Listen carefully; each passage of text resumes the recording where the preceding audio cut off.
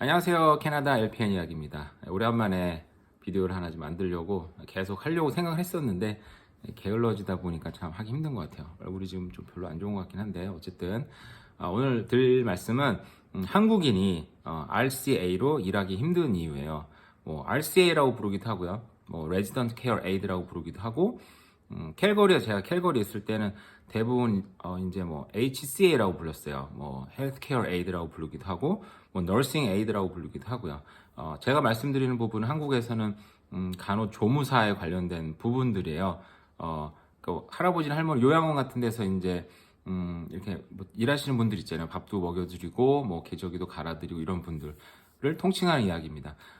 제가 알기로는 지금 BC 정부하고 그리고 온타리오 정부 같은 데서는 지금 거의 공부 기간이 사실은 4개월, 길면 6개월 정도 될 거예요. 그 수업을 마치면은 사실상 RCA가 되면은 시작부터 요즘에는 25불부터 주기 시작을 하거든요.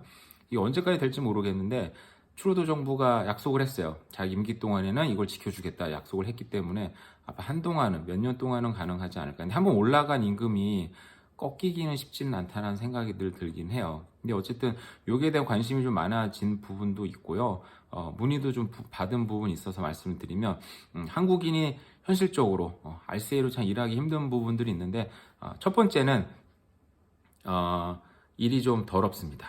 기본적으로 우리가 똥오줌을 당연히 치워야 된다라는 거, 그리고 기저귀도 뭐 갈아야 된다라든지, 그리고 목욕시킨다든지, 그리고 주변 환경이 깨끗하지 않다라는 거, 그리고 한국 사람들은 굉장한 고등교육과 그리고 사실상 지금 생각해보면 한국은 정말 선진국에 정말 아주 근접했든지 최정상급의 선진국에 살다 오다 보니까 이런 일들이 사실은 쉽게 용납이 안 되는 부분이 있습니다. 저도 심정적으로 이해는 돼요.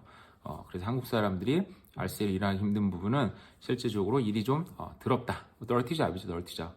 LPN도 마찬가지입니다. LPN도 거기에 크게 벗어나지 않는 것 같아요. 힘들지만 다른 뭐 이민자들이 잡기에는 괜찮은 거라고 생각이 여전히 들긴 하지만 뭐 사람에 따라 다르지만 제가 느낀 바로는 그렇습니다. 그 두 번째는 그 필리핀 사람들이 만들어 놓은 그 카르텔 문화가 있어요. 이 사람들이 소위 말하는 이제 동양 사람들이다 보니까 나이도 굉장히 중요하고 그리고 또 거기 또 얼마나 또 이런 선배 선후배 관계 굉장히 중요합니다. 서로 뭐 이제 아떼 아떼 언니라는 말이 있어요. 그렇게 불러가면서 하는 그 용어들이 있는데 그 용어는 하도 많이 쓰여가지고 이제는 뭐 필리핀 사람들뿐 아니라 거기 모든 일하는 사람들이 그 용어를 필리핀 용어를 쓰는 게 있어요. 이 사람들이 아무래도 필리핀 사람들인데 동양 사람들이고 자기네들이 만들어 놓은 굉장히 성실한 문화가 있는데 거기 맞지 않는 경우 거기에 적응을 잘 못하는 경우에는 일하기가 쉽지 않다. 근데 제가 볼 때는 거기에 적응 안 하고도 일하는 사람들이 있어요. 굉장히 언터처블인 거죠. 뭐 정말 고집불통이고 막무가내고 일하는 사람들이 있는데 포기하지 않는 한 필리핀 아줌마들이 굉장히 많이 갈고요. 거기 이제 마치 자기네가 어떤 짜놓은 그 틀에 껴넣어서 일을 시키는 거죠. 거기에 적응하지 못하면 쉽지 않다.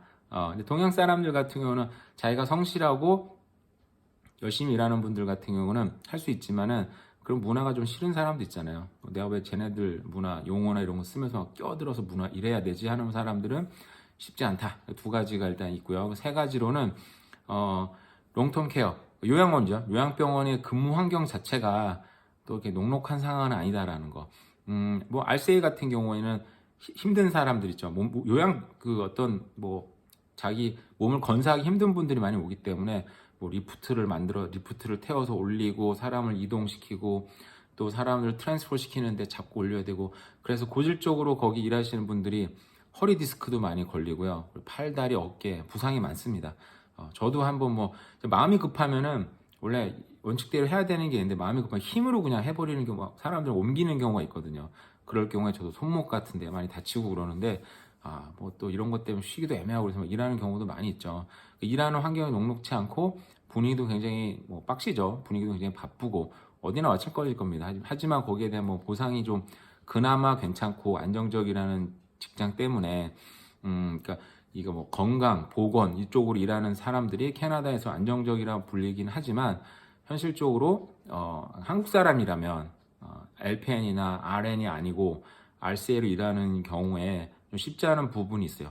만약에 제가 지금 생각을 갖고 과거로 돌아간다면 알셀 할 수 있을까 생각을 해보면 저 같은 경우는 할 수 있을 것 같긴 해요. 지금 상황을 아니까. 근데 애초에 시작할 때 이런 걸 모르고 시작하면은 굉장히 힘들지 않을까라는 생각이 들기도 합니다.